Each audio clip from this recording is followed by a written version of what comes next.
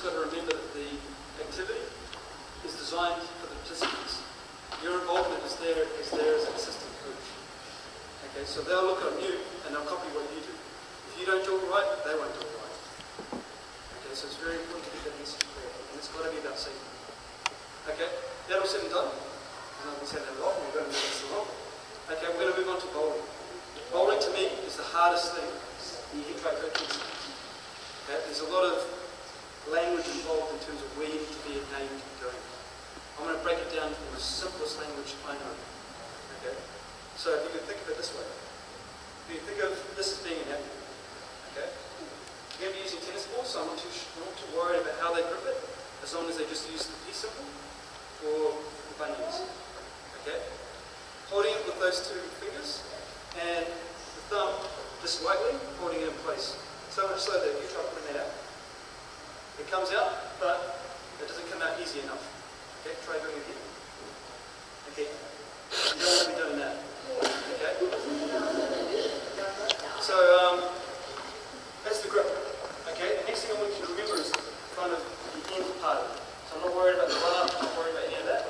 All I'm worried about is how they get to this position. So if you can explain to them with the hand that they wipe it, to imagine biting an apple. If they end up biting an apple, they're going to end up putting the ball under the chin. Okay, that's the ideal position for them to be in.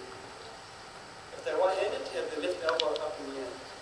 Okay, exactly like this, facing towards their target with their head, but obviously their feet being perpendicular. You know what I mean by perpendicular?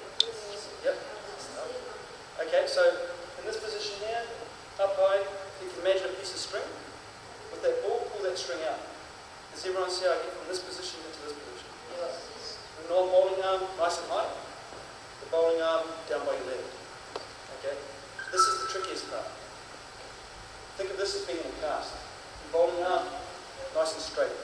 Okay, so it shouldn't be bent. If it's in a cast, it should be coming straight up.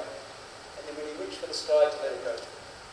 Okay? A lot of times I get to this position and think to get that distance, is to them, it's the hardest part is the distance. At primary schools, at any school I've always coached, the reason why you start throwing is because it's too far if you don't bowl. So you end up bending your arm and starting to throw. Change your environment, change your equipment. You know, push that going out if you think that they're bowling well enough, bring it in closer to make it a bit easier. Okay? So with that in the cast, they go at the highest point, should be nice and straight. How long will it take to do that? They could vary in age.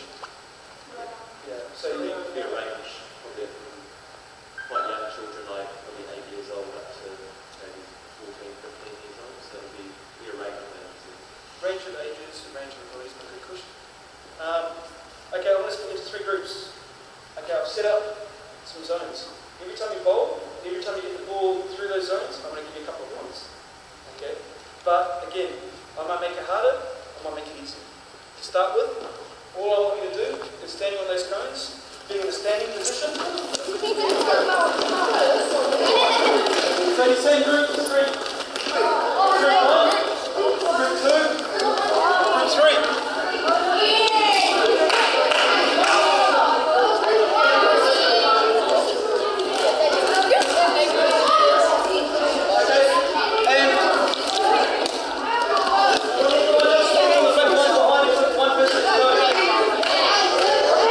Exactly.